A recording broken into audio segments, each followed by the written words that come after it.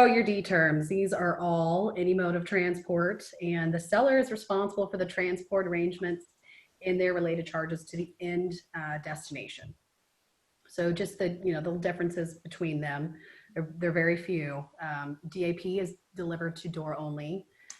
DPU is delivered to door and unloaded, and DDP is delivered to door and loaded, and duties and taxes are paid for by your seller. And this is where the DAT term was removed here on this version. Yeah, they removed the DAT and they put in the DPU. And if I'm a seller and or even I'm a buyer, the unloading a destination, being responsible for that it sounds a little tricky to me. Unless there's specifics. I mean, I see this maybe happening in more overdimensional cargo when you need a crane or something like that, where the buyer doesn't want to have to arrange for that, but that puts the onus on your shipper to really know the layout of your facility and such too.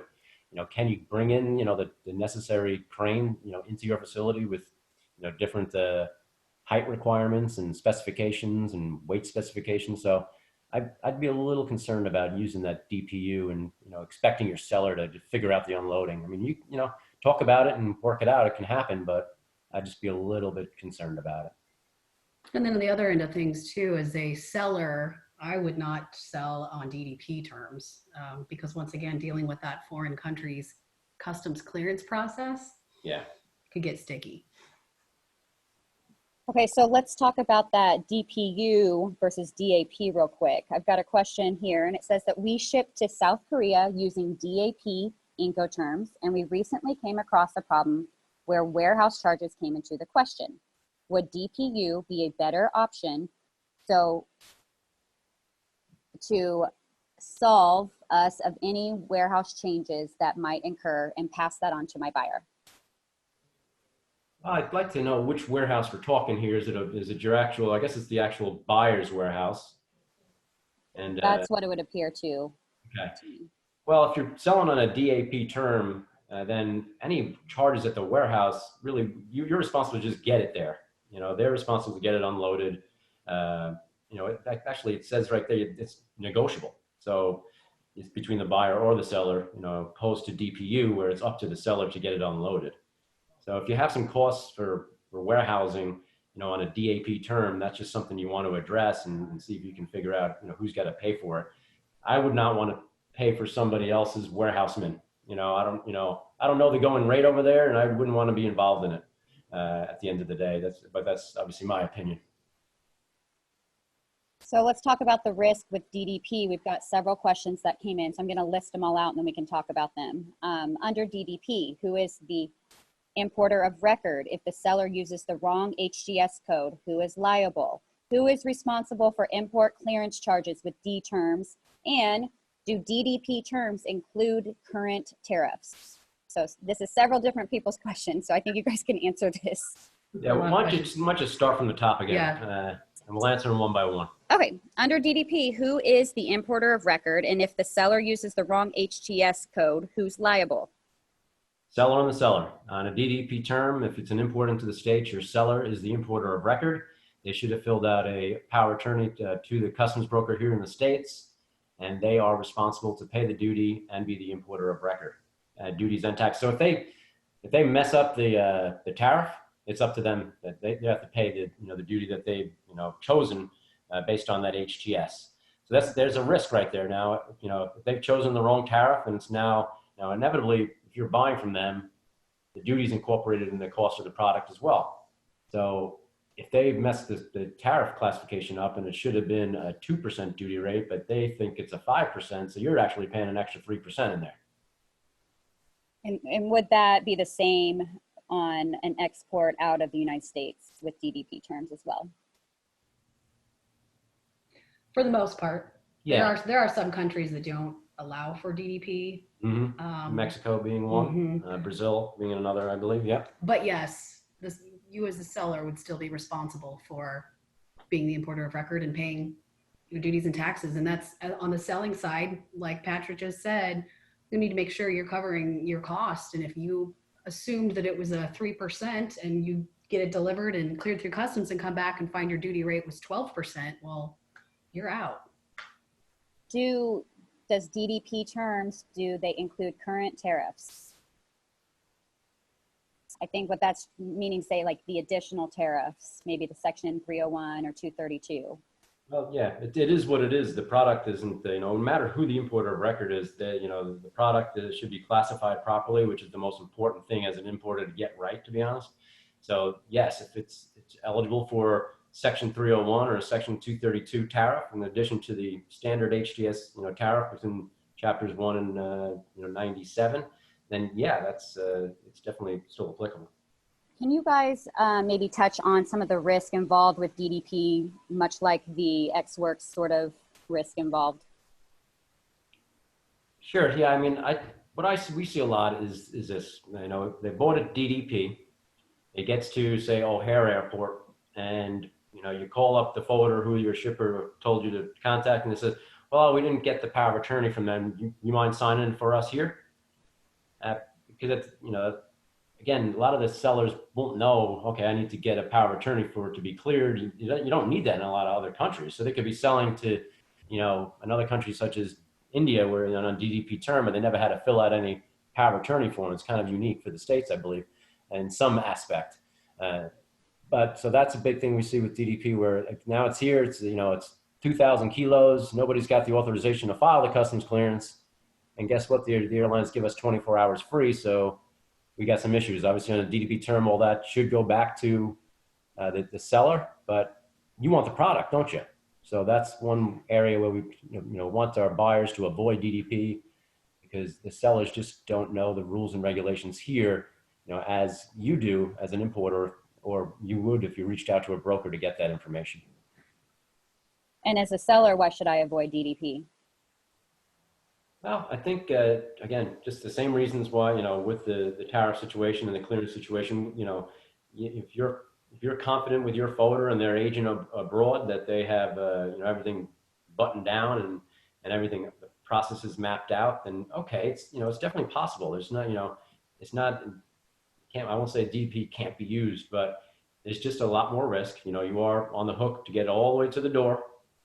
So again, if there's something going wrong in that destination country, there's a riot, there's a strike, there's something that pops up, again, you're on the hook. And then additionally, if you get into places such as Europe, there's a GST involved and a VAT involved, and that should be specified, initially within the contract, who's paying that.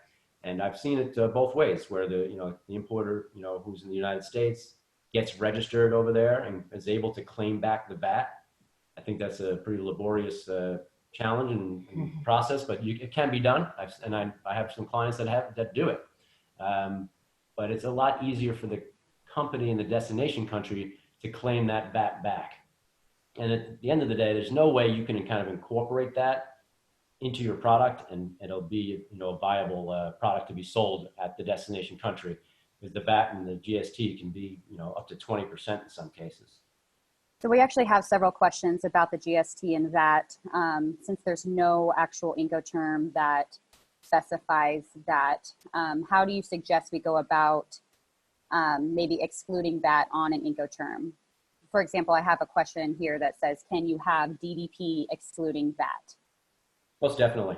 And that's just something you want to specify in your contract and your PO, put in there, DDP, Incoterms 2020, and I'd write down the delivery address or the city name it's going to, excluding any duty or any GST or VAT. Make that specific. So you want to be as specific as possible and not just assume that VAT or GST is incorporated with those DDP terms. Most definitely, and a lot of companies over there that are familiar with the the GST and VAT have an account on file with the the local government.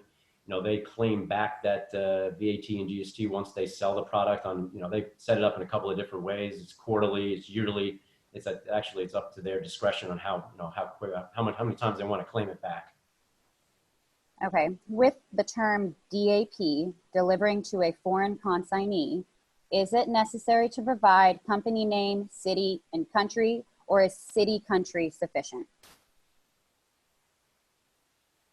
I think city and country is sufficient. I don't know that you need to have the name of the company. That's not how the Incoterms are laid out. Yeah, I just put the, DAP in the city name is pretty specific where it's going to. Maybe read that one more time, Kim. With the term DAP, delivering to a foreign consignee, is it necessary to provide the company name along with the city and country, or just the city and country is sufficient? And I think we probably need to add the address and zip code or postal code in there too. Wouldn't hurt, but typically we see on a commercial invoice, DOP, Kansas City, Missouri door. At the end of the day, the company name is already on the commercial invoice, or it should be, because you're billing for the product. I don't think it would hurt, but it's just not something typically we see. This goes back to the VAT again. If we ship from Asia to Italy using our customer's forwarder, can we use DAP terms and still be considered the importer of record, so we will be responsible for the VAT? And not on a DAP term, really it's the responsibility of the Italian company to be the importer and pay the duties and the VAT on a DAP term. Thank you. We have several more questions, so let's get through these. If I sell DDP and I request the support from the consignee for customs clearance, in the case that the country does not allow me to be a foreign importer of record to clear it, should I change Incoterms on negotiation and documentation? Yeah. Yeah, absolutely.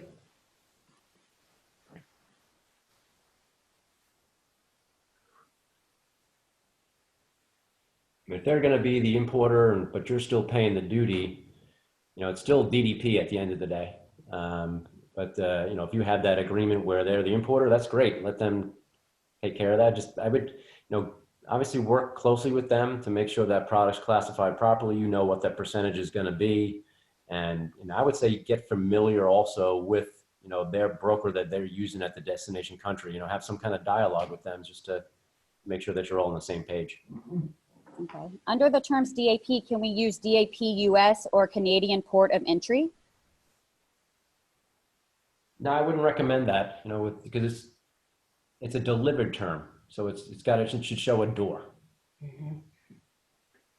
And maybe the question wasn't asked with much detail, but we do actually see DAP terms on a lot of domestic type moves, or in that case, North American type moves. But yeah, you would have to use the door address with that.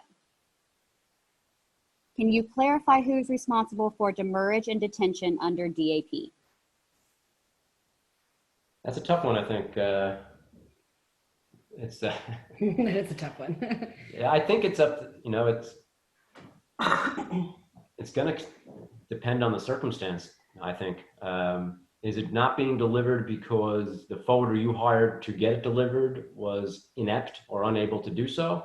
Or is it going into storage and demurrage because the customs broker has not done their job properly?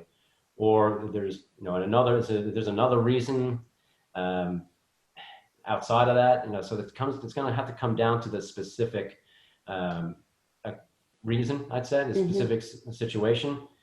But I would say this, that if you're buying a DAP term, if there's costs such as detention and demurrage that aren't really listed on here, and it's going to be a little bit of a tough fight. I mean, you're going to want your cargo. So if it's now cleared and the storage is X, and you have to start fighting with your supplier about it, the clock's still ticking. So, I would say if there's a term like that where there's not the specific cost that's involved is not listed out there, it's going to be borne by the buyer. Such as say a customs exam, who's going to pay it in that situation? That's a charge that your shipper has not foreseen. So that's going to be for the account of the consignee. Okay, I've got one more D term question. This one just makes me laugh, so I'm going to go ahead and ask it. Where is the DDU? Oh, we missed DDU. Oh, we lost them in 2010. Yeah. That was replaced by DAP. 10 years ago.